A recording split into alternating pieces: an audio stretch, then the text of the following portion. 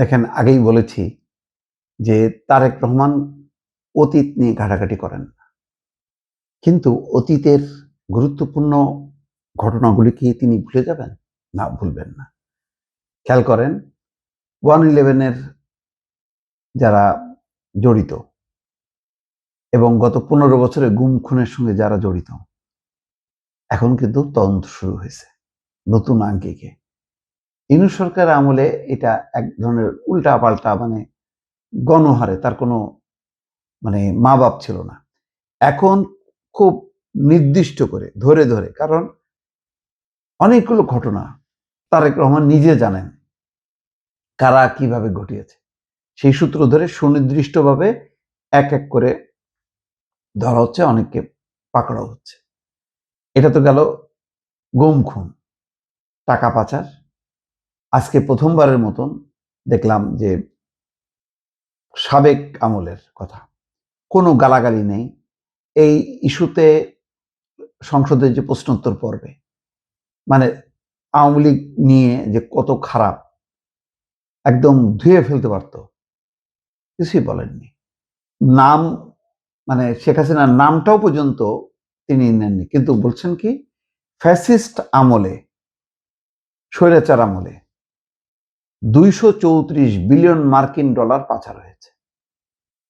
পাচারের বিষয়টাও আনছেন, গুম খুনের বিষয় আনছেন, কিন্তু বক্তব্যে কিন্তু কোনো গীবত নাই, অতীতের কোনো গীবত নাই। তিনি তার কাজ করছেন এবং বলছেন যে লুটপাট যারা করছে, যারা মানবতা বিরোধী হত্যা গুম খুন করছে, তাদের বিচার হবে, তাদেরকে ধরা হবে।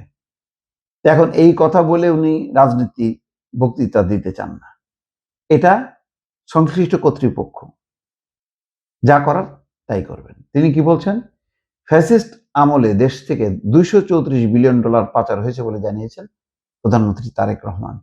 10টি দেশকে চিহ্নিত করে ওইসব দেশ থেকে পাচারকৃত সম্পদ পুনরুদ্ধারে সর্বোচ্চ অগ্রাধিকার দিয়ে সরকার কাজ করছে বলেও জানান প্রধানমন্ত্রী। বুধবার জাতীয় সংসদে কুমিল্লার 9 আসনের সংসদ সদস্য মোহাম্মদ আবুল কালামের এক লিখিত প্রশ্নের জবাবে তিনি এই কথা জানান। বিকেল 3:30টায় শুরু হয়, তারপর তিনি এই কথা বলছেন।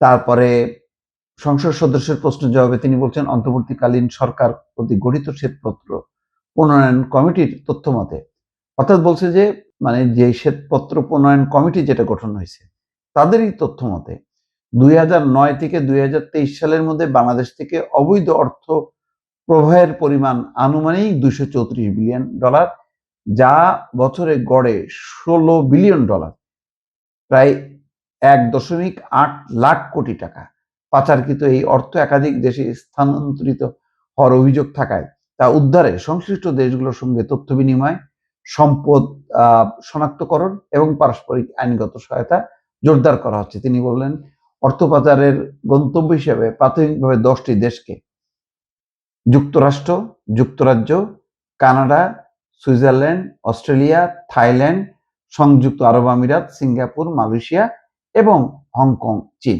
এগুলিকে চিহ্নিত করা হয়েছে।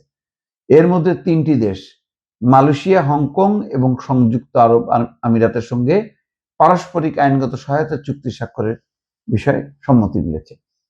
তার রাজনৈতিকভাবে ছাড় দেয়া সেটা হবে, কিন্তু শেখ হাসিনা যেভাবে গুম খুন এবং এই দুর্নীতি অর্থ পাচারের সাথে শেখ হাসিনা এবং তার গংরা যেভাবে জড়ায় পড়ছে এবং সেই অভিযোগগুলি আসছে, সেটা হয়তো এই 5 বছরে প্রমাণিত হবে। তারা অন্তত বাংলাদেশের রাজনীতিতে ফিরে আসবে না। আওয়ামী লীগ যদি নতুন একটা সেট নিয়ে আসে, ফ্রেশ, সেটা হয়তো সম্ভব হবে এবং সেটার ব্যাপারে একটা নীতিগত সম্মতিও হয়তো আছে বিএনপি সরকারের, তা সেটা হয়তো সামনে দেখা যাবে। কিন্তু এই যে ইলিয়াস আলীকে যেভাবে গুম করা হয়েছে, যে তথ্যটা আজকে প্রকাশ হচ্ছে বা হলো, ইঙ্গিত দেওয়া হলো, যদি এখনো এটা প্রমাণিত হয়নি, কিন্তু জিজ্ঞাসাবাদের সেই তথ্যগুলি আসছে এবং ইলিয়াস আলী যে গুম হয়েছে, খুন হয়েছে, এতে কোনো সন্দেহ নেই। টাকা পাচার যে হয়েছে এতেও কোনো সন্দেহ নেই। এই গুম, টাকা পাচার সাথে জড়িত আওয়ামী লীগের বর্তমান নেতৃত্ব আসলে কি কখনো ফিরে আসতে পারবে? আমার ধারণা পারবে না।